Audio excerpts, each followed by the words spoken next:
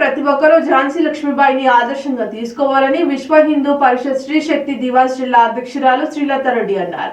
శనివారం ఝాన్సీ లక్ష్మీబాయి జయంతిని పురస్కరించుకొని విశ్వ హిందూ పరిషత్ స్త్రీ శక్తి దివాస్ జిల్లా అధ్యక్షురాలు శ్రీలత రెడ్డి ఆధ్వర్యంలో స్థానిక కొండా బాలకృష్ణ రెడ్డి ఫంక్షన్ హాల్లో ఈ కార్యక్రమం నిర్వహించారు. ఈ కార్యక్రమానికి ముఖ్య అతిథులుగా వై రాఘవులు హాజరై మాట్లాడుతూ నేటి సమాజంలో మహిళలు ఎందులోనూ తక్కువ కాదని నిరూపిస్తున్న విషయం తెలిసిందే. కాబట్టి విద్యార్థులు ప్రతి ఒక్కరూ వీరనారి ఝాన్సీ లక్ష్మీబాయిని ఆదర్శంగా తీసుకొని ఉన్నత శిఖరాలను అధిరోహించాలని ఆయన సూచించారు. ఈ కార్యక్రమంలో భాస్కర యోగి, బందప్ప గౌడ్, ప్రమిళ చంద్రశేఖర్, ప్రశాంత్ కుమార్, ఉప్పల రాజేష్, తారక్ చారి, గీతానందిని, జయశ్రీ, దీపిక, సంతోష్, లక్ష్మి, అనిత, స్వప్న, శ్రీదేవి గౌడ్, పాఠశాల కళాశాల విద్యార్థులు తదితరులు పాల్గొన్నారు.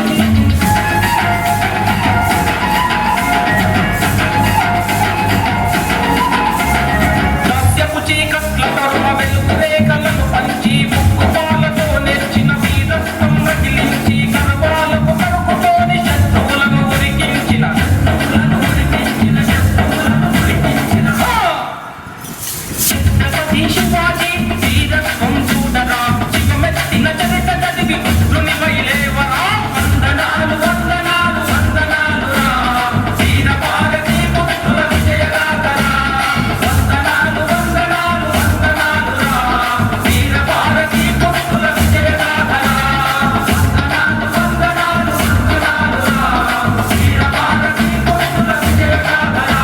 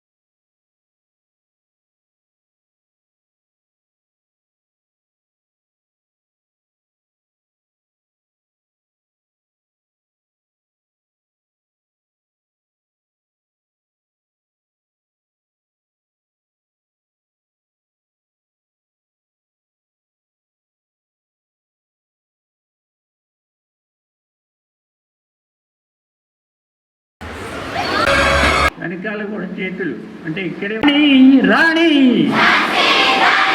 భారత్ మాతాకి వందే జై శ్రీరామ్. మొట్టమొదట ఒక శ్లోకం చెప్తాను, పలకండి అన్నాడు. అశ్వన్నైవ, గట్టిగా చెప్పాలి, గట్టిగా చెప్పండి. గజన్నైవ వ్యాఘ్రం నైవచ నైవచ అజాపుత్రం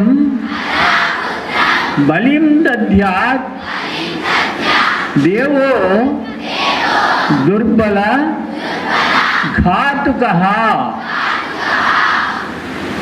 దేవత, నేను చెప్పినట్టు చెప్పండి. దేవత శరీరం పైన పూనకం వస్తుంది.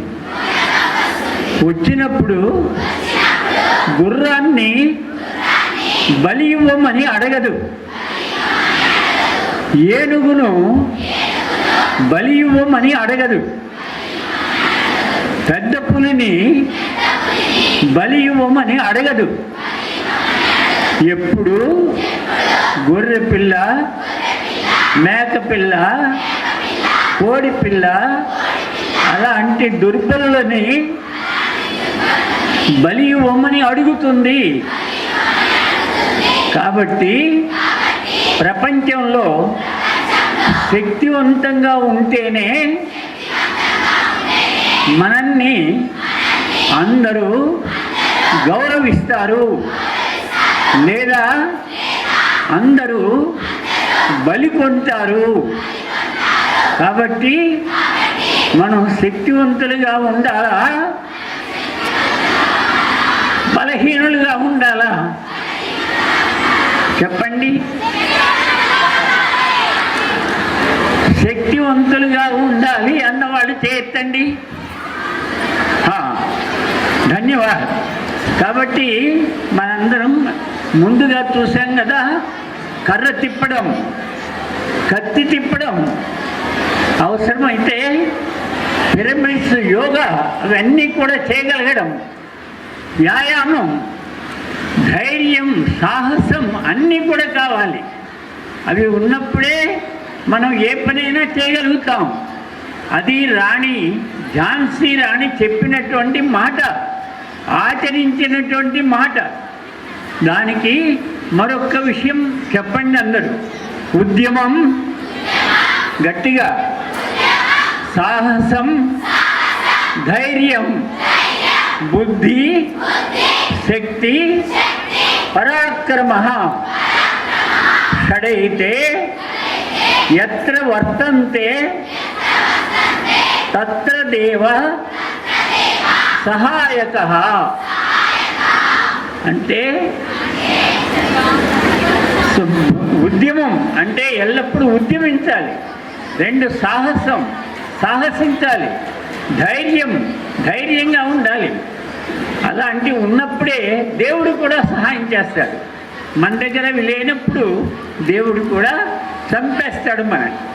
కాబట్టి మనందరం కూడా శక్తివంతులుగా ఉండాలని ఝాన్సీ రాణి చెప్పింది. కాబట్టి ఆమె పుట్టింది ఎప్పుడో తెలుసా? 1835 అనండి గట్టిగా.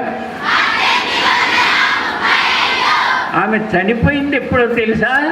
1857. మరొక్కసారి కేవలం 22 సంవత్సరాలే, గట్టిగా 22 సంవత్సరాలే ఈ భూమి పైన జీవించింది. ఆ రోజుల్లో ఆంగ్లేయులు మన భారతీయుల్ని అనేక కష్టాలకి గురి చేస్తూ వచ్చారు. స్త్రీల శీలాన్ని హరించారు. అలాగే గోమాతలను సంహరించారు. గట్టిగా చెప్పాలి. దేవాలయాల్లో పడగొట్టే ప్రయత్నం చేశారు. విగ్రహాల దొంగతనం చేశారు. ధర్మ గ్రంథాలను కాల్చివేశారు. రౌలట్ చట్టం అని పెట్టి ఆంగ్లేయులు కనపడితే భారతీయులు మోచేతుల మీద, మోకాళ్ళ మీద వాళ్లకు ఎదురుగా నడవాలట. అటువంటి దుర్భర బానిసత్వాన్ని దూరం చేయడం కోసం ఝాన్సీ రాణి గ్రామాలలో సైనికులను తయారు చేసింది. తుపాకీ విద్య నేర్పింది. అలాగే బాణాలతో విద్య నేర్పి శత్రు సంహారాన్ని తయారు చేసింది. గ్రామంలో, వీధిలో సమాజమంతా సమైక్యంగా ఉండి వందే మాతరం, భారత్ మాతా కీ జై అనే నినాదాలని గ్రామంలో తయారు చేసింది. ఆ రకంగా బానిసత్వాన్ని దూరం చేయడానికి గట్టిగా పలికారు. గుర్రపు స్వారీ, ఖడ్గ చాలనం నేర్చుకొని ఇంగ్లీష్ వాళ్ళతో యుద్ధం చేసింది. ఆ యుద్ధంలో ఒక చెయ్యి తెగిపడిపోయింది. అయినా ధైర్యం వీడలేదు. చివరి క్షణం వరకు యుద్ధం చేస్తూ చేస్తూ తన శరీరాన్ని భారతమాత బానిసత్వ సంఖ్యలను దూరం చేయడం కోసం సమర్పించుకుంది. నేడు మనందరం గ్రామ గ్రామాన వీధి వీధిని ఝాన్సీ లక్ష్మిగా మారి అటువంటి దుర్మార్గం జరగకుండా జాగ్రత్త పడాలి. ఆ సందేశమే ఆమె జన్మదినాన మనందరికీ సందేశం. మనం ఇప్పటి నుండి మనం వ్యక్తిగతంగా శారీరక శక్తి, బౌద్ధిక శక్తి, మానసిక శక్తి సంపాదించుకోవాలి. అటువంటి శక్తివంతులే భారతమాత బానిసత్వం రాకుండా కాపాడగలుగుతాం. అందుకే దుర్గావాహిని జన్మించింది. ప్రతి యువతి దుర్గలాగా తయారై శత్రువులకి స్వప్నంలో వచ్చేలాగా తయారు కావాలి. అటువంటి సద్గుణాలు మనకు ఇవ్వాలని ఆ ఝాన్సీ రాణిని, భరతమాతను, దుర్గామాతను మనం ప్రార్థించాలి. అటువంటి చరిత్ర మనం కూడా సృష్టించాలి. ఇవాళ సంవత్సరానికి 1,00,000 మంది హిందూ అమ్మాయిలు దొంగిలించబడి అత్యాచారాలకు గురి కాబడి విదేశాల్లో అమ్మబడుతున్నారు. ఈ దుర్మార్గాన్ని ఆపాలి. ఒక్కరోజుకి 1,00,000 పైగా గోవులు చంపబడి మాంసం ఎగుమతి అయిపోతోంది. దీన్ని ఆపాలి. మత మార్పిడికి బలి భారతమాత ముక్కలైపోతోంది. ఇవాళ ఆఫ్ఘనిస్తాన్, పాకిస్తాన్, బంగ్లాదేశ్ ఆ ప్రాంతాలలో ఒక్క దేవాలయం లేదు. ఒక్క స్త్రీకి శీలంతో బ్రతికే అధికారం లేదు. ఒక్క గోమాత లేదు. ఒక్క ధర్మ గ్రంథం లేదు. అటువంటి దుర్మార్గపు మత మార్పిడి దేశంలో జరగకుండా చూడాలి. మనమున్న చోట మన ధర్మాన్ని చక్కగా ప్రచారం చేయాలి. అందుకే ఝాన్సీ రాణిని ప్రతినిత్యము స్మరించుకొని అందరికీ ఈ కత్తి యుద్ధం, కర్ర యుద్ధం అన్నిటినీ నేర్పి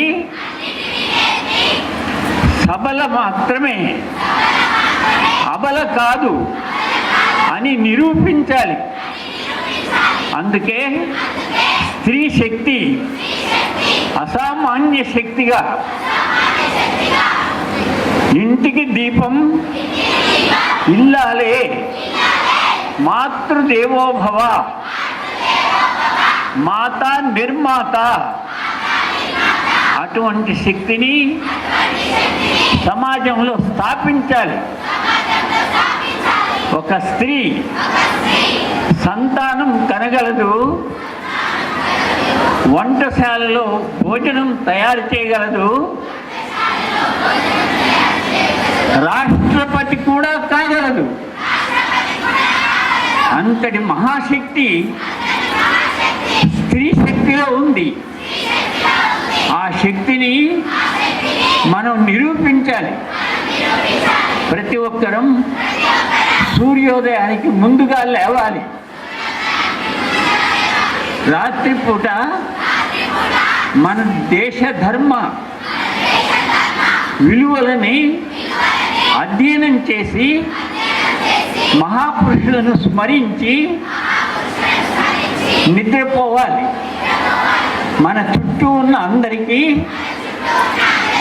మహాపురుషుల జీవితాన్ని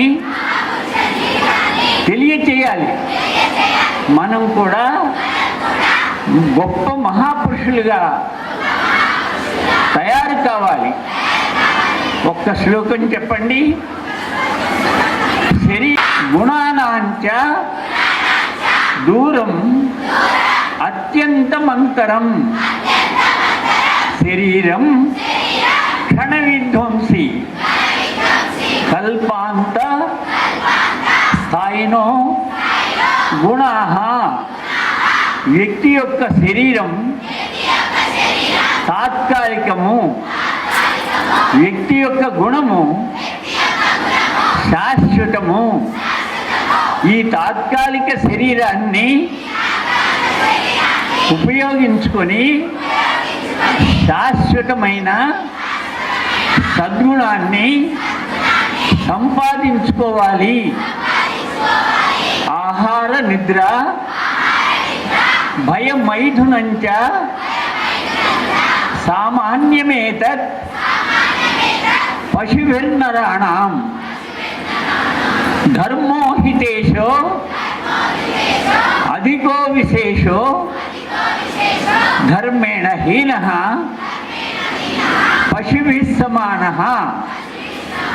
మనం ఆహారం, నిద్ర, భయం, సంతానం కరణం ఇవన్నీ మనిషికి పశువుకు సమానమే. మనిషిగా మన ధర్మాన్ని అవలంబించాలి. అప్పుడే మనకు పశువులకి తేడా ఉంటుంది. లేకపోతే మనుషులు పశువులుగా సమానమైపోతారు. భారత్ మాతాకి రాణి రాణి జై శ్రీరామ్. రెండు చేతులు పిడికిలి పట్టు. శ్రీవాణి గిరిజాక్షిరాయ దదతో వక్షో ముఖాంగేషు ये लोकानां स्थितिमावहन्त्य विहतां स्त्रीपुंसयोगोद्भवां ते वेदत्रयमूर्तयस्त्रिपुरुषा सम्पूजिता वस्तुरैर्भूयासुः पुरुषोत्तमाम्बुजभवः श्रीकन्दराश्रयसे.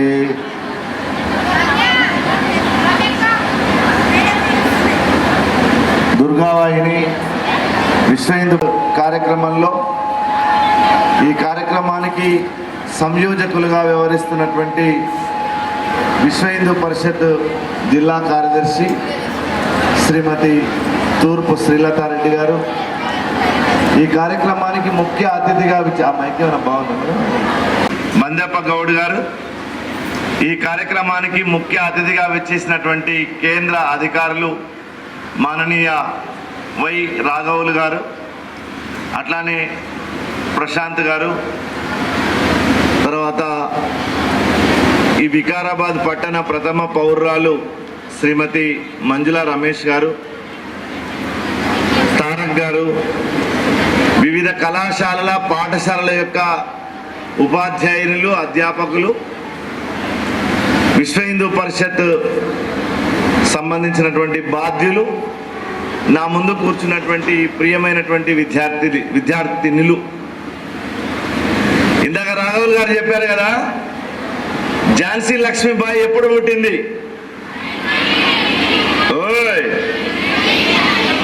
1985.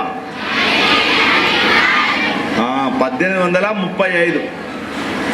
నిన్న మొన్న సమంతకి ఏదో రోగం వచ్చింది కదా, ఏం రోగం వచ్చిందమ్మా? సమంతకి ఏదో జబ్బు వచ్చింది, ఏం జబ్బు వచ్చిందిరా?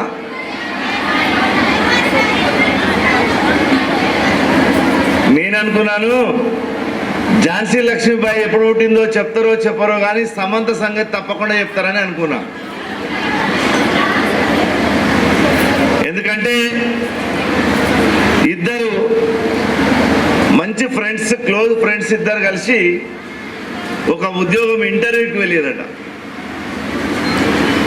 ఈ ముందరున్న అబ్బాయి చిన్నప్పటి నుంచి వాడు ముందర రాస్తూ ఉంటే వాడు చేయి లేపితే అనుకునేవాడు చూసి రాసుకున్నాడు అంట, కాపీ కొట్టేవాడంట.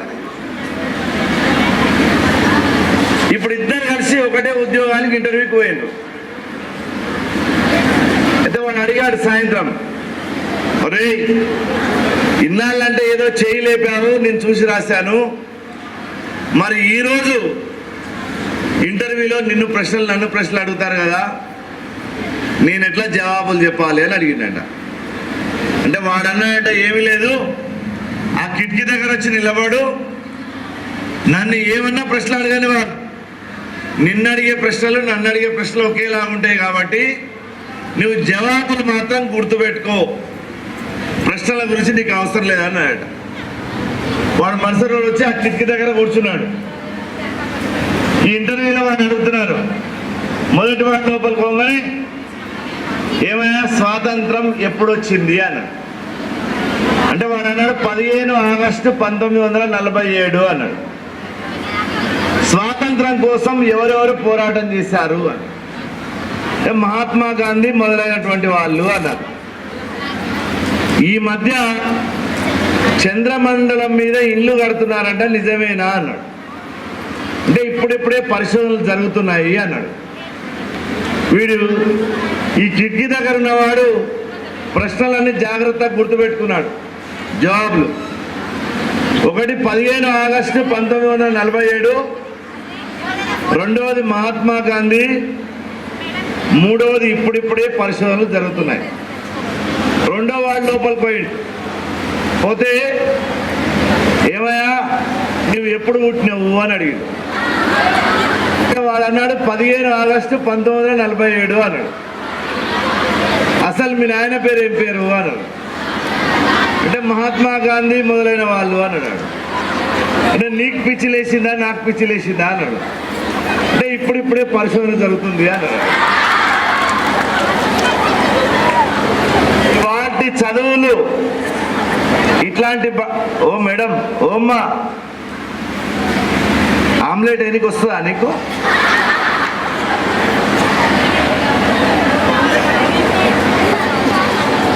ఇవాటి చదువులు బట్టి చదువులు కావడం వల్ల ఇందాక చెప్పినటువంటి ఈ దేశ చరిత్రలు, ఈ దేశంలో ఎట్లాంటి పోరాటాలు జరిగినాయి, ఎట్లాంటి వాళ్ళ యొక్క జీవితాలు మనమందరం ఇట్లా స్వేచ్ఛగా ఉండడానికి కారణమైనవి అనే విషయాలు తెలియడం లేదు. బ్రిటిష్ వాళ్ళతో ఝాన్సీ రాణి ఓ దయ్యం, మాట్లాడకండి అర్థం కదా, మాట్లాడద్దు, వదిలే ఆమె.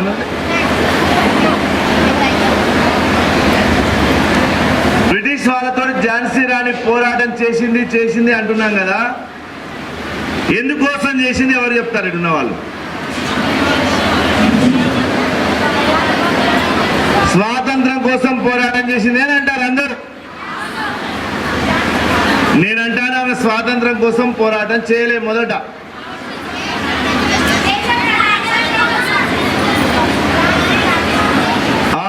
దేనికోసం చేసింది? ఝాన్సీ రాజ్యం కోసం చేసింది. మొట్టమొదట బ్రిటిష్ వాళ్ళు 1850 ప్రాంతంలో ఒక చట్టాన్ని తీసుకొని వచ్చి మన దేశంలో చిన్న చిన్న రాజ్యాలుంటే ఆ రాజ్యాలకు వారసులు లేకుంటే ఆ రాజ్యాన్ని నిర్బంధంగా లాగేసుకోవడం అనేటటువంటి ప్రయత్నం చేశారు.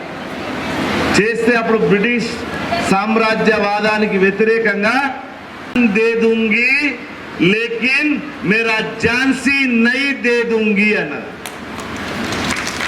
నేను నా ప్రాణం ఇస్తాను కానీ నా ఝాన్సీ రాజ్యాన్ని మాత్రం ఇవ్వను అన్నది. అక్కడ పోరాటం మొదలుపెట్టింది ఒక వీర మహిళ.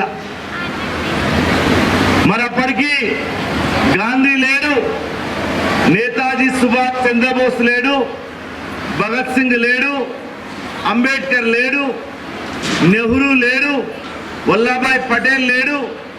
ఎవ్వరూ పుట్టక ముందుకే 50 ఏళ్ల కిందనే ఒక మహిళ మొట్టమొదటిసారి బ్రిటిష్ వాళ్ళకు ఎదురు తిరిగి నా ఝాన్సీ రాజ్యాన్ని మీకు అప్పచెప్పను, ఈ భారతదేశం యొక్క స్వాతంత్రం కోసం నేను పోరాటం చేస్తానని ముందుకొచ్చి నిలబడింది.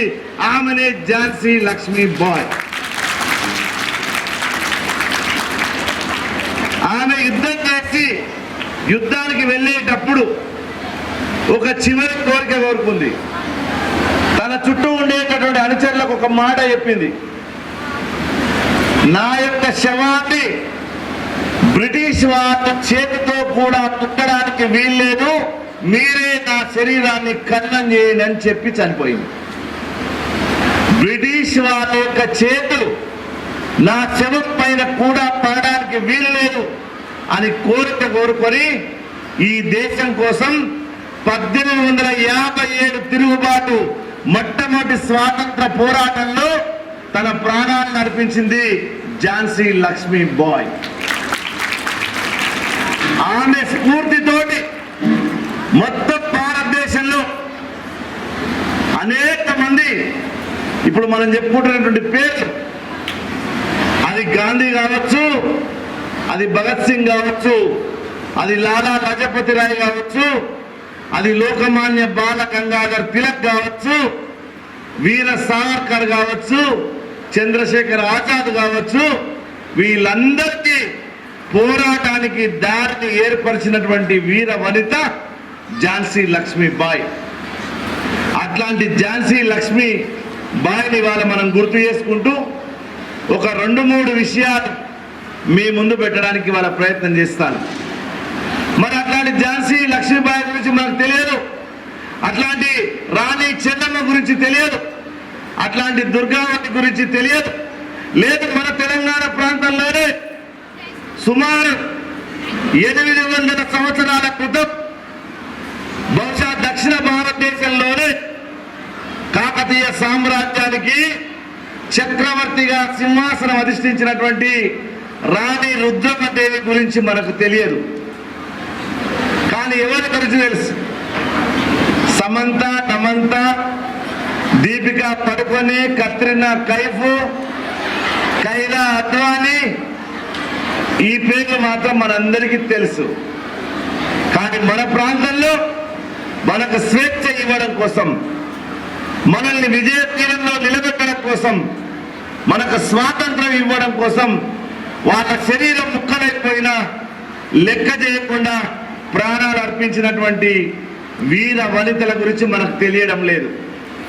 సరే, వాళ్ళందరి చరిత్ర పక్కన పెడదాం. మీ అమ్మలు ఉన్నారు ఇళ్ళలో, మీకోసం ఎంతో సేవ చేస్తున్నారు. అమ్మ మొదటి దైవము, ఆమె పాటు మధురము చదువుకున్నారు కదా. మరి మన అమ్మ ఎంత శ్రమ పడుతుందో మన కోసం ఒక్కసారి ఆలోచించండి. మీరందరూ ఇందాక రాఘవ్ గారు చెప్పినట్టుగా చాలా మంది పొద్దున్నే లేవడం లేదు, బొంత మీద బొంత, నాకేం చింత. 7 గంటలకు లేస్తున్నారు, రెడీ అయిపోతున్నారు, బస్టాండ్లలో సగం జీవితం గడిచిపోతుంది బస్ పాపంలో పాపానికి. ఆ స్కూళ్ళల్లో కాలేజీలోకి వెళ్తున్నారు, అక్కడ చదువుకుంటున్నారు, మళ్ళీ ఇంటికి చేరుకునేసరికి మీ సమయం మొత్తం ధ్వంసం అయిపోతుంది.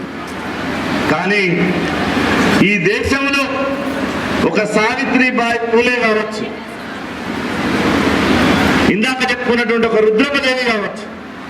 రుద్రమదేవి ప్రతాపరుద్రుని తయారు చేసి తెలంగాణకు మొట్టమొదటి అమరవీరుని ఇచ్చింది.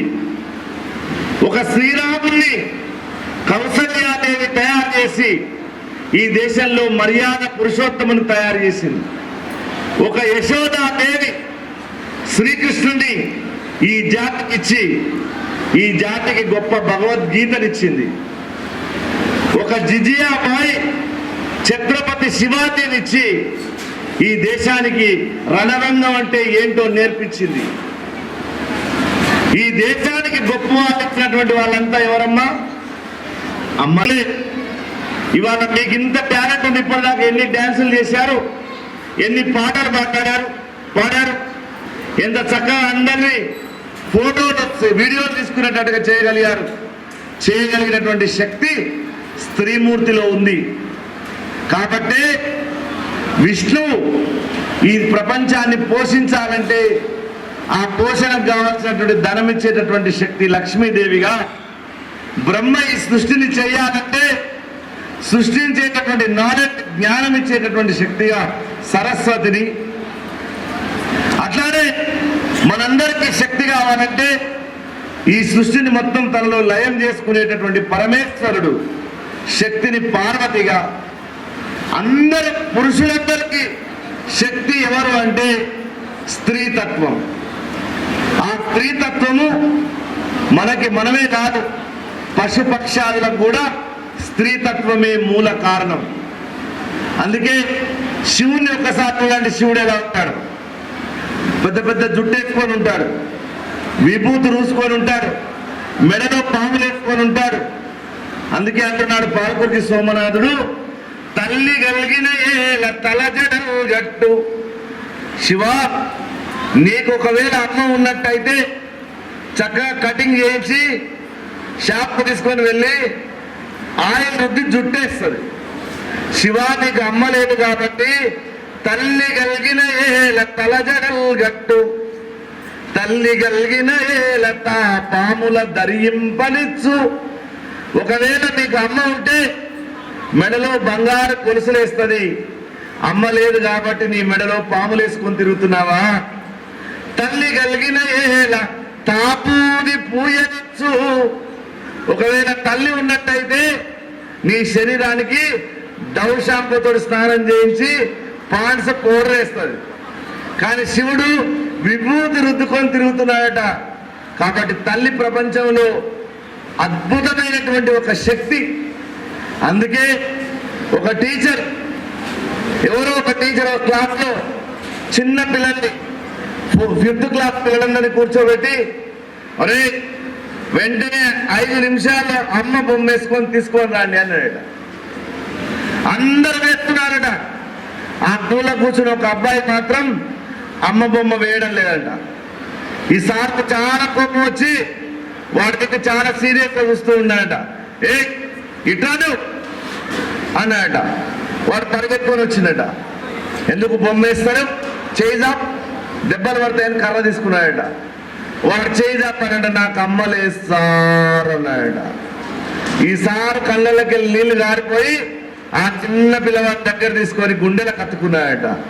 అంటే అమ్మ యొక్క స్పర్శ ఈ ప్రపంచంలో అంతకు మించినటువంటి గొప్ప విషయం ఇంకోటి లేదు, గుర్తుపెట్టుకోండి. చిన్న పిల్లలు శిశువులు తొట్లలో వేస్తే వాడు కుక్క వాటి ఏడుస్తుంటే లతా మంగేష్కర్ వచ్చి పాట పాడినా కానీ వాడు ఊరుకోడు. కానీ వాళ్ళమ్మ వచ్చి అయ్యి అంటే ఏం పాట ఆమెకే తెలియదు. కానీ పిల్లవాడు సైలెంట్ అయిపోతాడు. అమ్మకు అట్లాంటి శక్తి ఉంటుంది. మరి అందుకే మన అమ్మ బాగలేదని పక్కింటి ఆయన పోయి మమ్మీ బాగున్నావా అని ఎవడు అనలేడు ప్రపంచంలో. మన అమ్మ బాగున్నా బాగలేకున్నా మన అమ్మ మనకు మాత్రం తల్లి, అంతే. అట్లానే మన ధర్మం మనకు మాత లాంటిది, గుర్తుపెట్టుకోండి. మన దగ్గర ఉండేటటువంటి చిన్న చిన్న లోపాలకు మన వాళ్ళ ఇతర మతాల వైపు చూస్తూ ఉన్నాం. మన మతంలో ఏముందో మనం తెలుసుకోవడం లేదు, మన ధర్మంలో ఏముందో మనం తెలుసుకోవడం లేదు. మన ధర్మం ఏమిటో మనం తెలుసుకోకుండా మనం పక్కింటి వాళ్ళని చూడడం ఎట్లా ఉంటుందో చూడండి. మనం ఆడవాళ్ళను చాలా సున్నితమైన వాళ్ళని అంటూ ఉంటారు. అందుకే పూలతోటి పోలుస్తారు. మరి ఇంకా సున్నిత హృదయం ఉండేటటువంటి తల్లులు మిమ్మల్ని అందరినీ పెంచి పోషించి ఇంట్లో వాళ్ళు మిమ్మల్ని పంపించిన తర్వాత, స్కూల్కు కాలేజీకి పంపించిన తర్వాత మీరు ఇంటికి వచ్చే వరకు కంట్లో ఒత్తి పెట్టుకొని మీకోసం ఎదురు చూస్తారు. అట్లాంటి తల్లిదండ్రుల యొక్క ఆశల్ని నెరవేర్తానంటే మీరంతా ఇవాళ సమాజంలో జరుగుతున్నటువంటి పక్కదారి పట్టనటువంటి జీవితాన్ని గడపండి. అందరి దగ్గర సెల్ ఫోన్లు ఉన్నాయి. ఇప్పుడు అందరూ చూసాం మనం. దాన్ని ఎంత వాడాలో అంతే వాడండి. పెళ్లిళ్ళు చేసుకొని ప్రేమ పేరుతో ఇవాళ కోటి ముక్కలు చేసి ఫ్రిడ్జ్లలో పెట్టేసి ఇవాళ నేరస్తులుగా మారుతున్నటువంటి దుర్మార్గులను మనం మన దేశంలోనే చూస్తూ ఉన్నాం. ఆడపిల్లలంతా ప్రేమ పేరుతో జరుగుతున్నటువంటి దుర్మార్గంలో పడకండి. దాన్ని ఇవాళ ఒక్కసారి మీ బుర్రతోటి ఆలోచించండి. మిమ్మల్ని యాసిడ్ దాడి చేసి లోపరుచుకొని తెలుసా, సినిమా వాళ్ళు మన బుర్రల్లో ఎక్కిస్తున్నటువంటి ముచ్చట్లు. మహేష్ బాబు స్ప్రైట్ ఆగి 5 అంతస్తుల బిల్డింగ్ మీద నుంచి కిందకు తుంగితే మహేష్ బాబు బతుకుతాడా? మనం ఎంత పిచ్చోళ్ళమంటే వాళ్ళని చూసి ఇన్స్పిరేషన్ తీసుకుంటున్నాం. ఒక్కసారి ఆలోచించండి. వాళ్ళు ప్రేమించుకునే ప్రేమను నిజమైనటువంటి ప్రేమను కావాలి. మహేష్ బాబుకు పెళ్ళయింది, పిల్లలు ఉన్నారు. పవన్ కళ్యాణ్కి 2 భార్యలు ఉన్నారు. జూనియర్ ఎన్టీఆర్కు పెళ్ళయింది. వాళ్ళ ప్రేమ చూసి ఎవడో పనికిరానాడు, చెత్తనాడు, బుజ్జి నీకు జిరాక్స్ చేపిస్తున్నా, నిన్ను ప్రేమిస్తున్నా, మీ అమ్మను ప్రేమించు, ఫస్ట్ మీ నాయనని ప్రేమించు, వాడి ఇంటర్నెట్ వాడు ప్రేమించుకోవడం, నిన్ను ప్రేమిస్తాడు వాడు. ఆ మాత్రం విచక్షణ లేకుండా వాడు గుడ్ మార్నింగ్ చెప్తే, గుడ్ నైట్ చెప్తే ఆ రిప్లైల కోసం నిద్రలు కాసి వెయిట్ చేసి ఈ పనికిరాని చెత్త వాటిల్లో అమ్మాయిలు ఎవరు పడకండి. మారు పేర్లతోటి కాలేజీల్లోకి ప్రవేశిస్తున్నారు.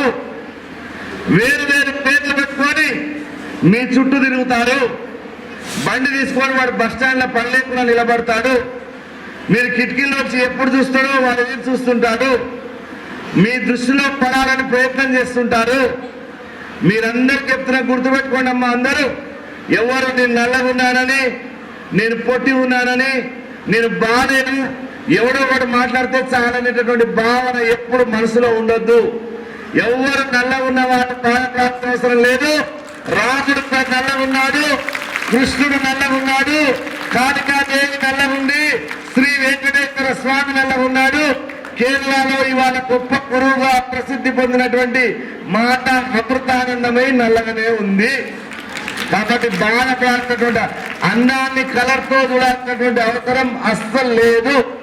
మీరు మీ వ్యక్తిత్వాన్ని గొప్ప చేసుకున్నట్టయితే మిమ్మల్ని అందరూ గౌరవిస్తారు. కలర్ తోటి, మన యొక్క రూపంతో, మన హైట్ తోటి ఎవరు ఎక్కువ తక్కువ అనేటటువంటి భావాన్ని మీ మనసులోకి వెళ్ళి మొట్టమొదటి తీసేసి ఈ దుర్మార్గుల పట్ల జాగ్రత్త ఉండేటటువంటి ప్రయత్నం చేయకపోతే విలువైనటువంటి మీ జీవితాలు ధ్వంసమైపోతాయి. కాబట్టి మీరు మొట్టమొదట మీకు ఈ సెల్ ఫోన్ వాడేటటువంటి విధానం మాకంటే మీకే బాగా తెలుసు కాబట్టి జాగ్రత్తగా ఉండేటటువంటి ప్రయత్నం మొట్టమొదట చేయండి. ఇవాళ హిందూ అమ్మాయి ఇవాళ టార్గెట్గా మారుతున్నారు.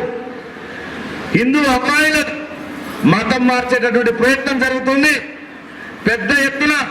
ఇది ఒక కుట్రలాట. ప్రపంచ దేశాల్లో ఉండేటటువంటి 72 దేశాలు ఫండింగ్ చేసి ఈ దేశంలో ఉండేటటువంటి పని లేని విధవలకు జీతాలిచ్చి, డబ్బులిచ్చి కాలేజీల చుట్టూ తిప్పుతున్నాయి, బస్ స్టాండ్ల చుట్టూ తిప్పుతున్నాయి, రైల్వే స్టేషన్ల చుట్టూ తిప్పుతున్నాయి. అమ్మాయిలంతా జాగ్రత్తగా ఉండాలని మీ అందరితోటి కోరుకుంటున్నాను. చివరి ఒక్క మాట చెప్తున్నాను. ఇందాక రామోలు గారు అన్నారు కదా, నాకు శక్తి ఉంది, నేను మేకపిల్లలాగా కోడి పిల్లలాగా ఉండను, నేను సింహంలాగా పులిలాగా ఉంటాననేటటువంటి జీవితాన్ని గడిపే ప్రయత్నం ఆడపిల్లలు చేయాలి. ఆడపిల్లలు ఇవాళ అన్ని రంగాల్లో ముందుకు వెళ్ళాల్సినటువంటి అవసరం ఉందని తెలియజేస్తూ నాకు ఈ అవకాశం ఇచ్చినటువంటి మీకు ధన్యవాదాలు తెలియజేస్తూ ముగిస్తున్నాను. నమస్కారం. చేసుకోండి, ఆచరించే ప్రయత్నం చేయండి. తర్వాత 2 అనౌన్స్మెంట్లు ఇక్కడ చేస్తున్నాము. జాగ్రత్తగా వినండి నాన్న అందరు కూడా. ఇప్పుడు ఇంత పెద్ద కార్యక్రమం చూసిండ్రు, ఇన్ని పాటలు చూసిండ్రు. ఇప్పుడు అనిపిస్తుందా నాకు దేశభక్తి ఉండాలి అని?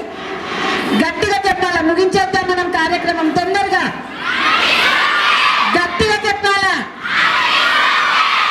దేశభక్తితో నేను ఉండాలి అనిపిస్తుందా? మంచి సంస్కారవంతమైన జీవితం గడపాలి అనిపిస్తుందా? గట్టిగా రొమ్ము విరుచుకొని తమ్మున్న హిందువుని నేను అని చెప్పాలనిపిస్తుందా? గట్టిగా ఎస్, అలాంటి జీవితం గడిపే ప్రయత్నం చేద్దాము. అడుగడుగున మన సంస్కారాన్ని నిలబెట్టేటటువంటి ప్రయత్నం చేద్దాము. దానిలో భాగంగానే రాబోయే కాలంలో మనము వచ్చే 27 ఈ నెల నవంబర్ 27 ఆదివారం రోజున నైజాం విముక్త స్వాతంత్ర అమృతోత్సవాల సందర్భంగా రాష్ట్ర వ్యాప్తంగా మనము యువ సమ్మేళనాలు నిర్వహించుకుంటున్నాం. ఏం సమ్మేళనాలు? గట్టిగా చెప్పాలా? మీరు యువతనేనా? ఇందాక చెప్పారు కదా మాకు దేశభక్తి ఉంది అని. కాబట్టి ఖచ్చితంగా ఆ దేశభక్తిని చాటుకోవడానికి, నీ ధర్మాన్ని నీవు నిలబెట్టుకోవడానికి ఈ యువ సమ్మేళనాన్ని విజయవంతం చేయాల్సినటువంటి అవసరం ఉన్నది. కాబట్టి 27 గుర్తుపెట్టుకోండి, 27 ఆదివారం రోజున సంఘం నిర్వహిస్తున్నటువంటి తేజ కన్వెన్షన్